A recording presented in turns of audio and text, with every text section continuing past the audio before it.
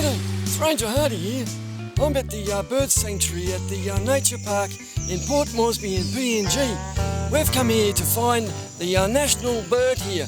It's called the bird of paradise. Now it should be up in the trees right behind me. Have a look.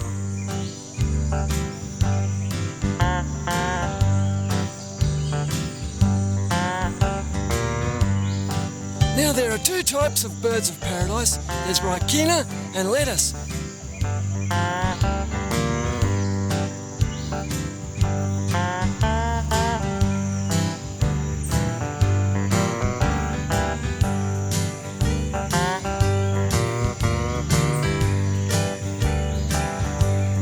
Now PNG is the only place in the world that you will find the bird of paradise.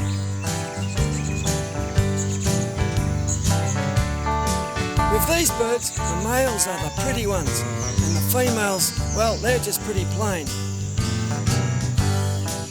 Now, every morning at 9 o'clock here in the bird sanctuary, the males like to get up and have a dance.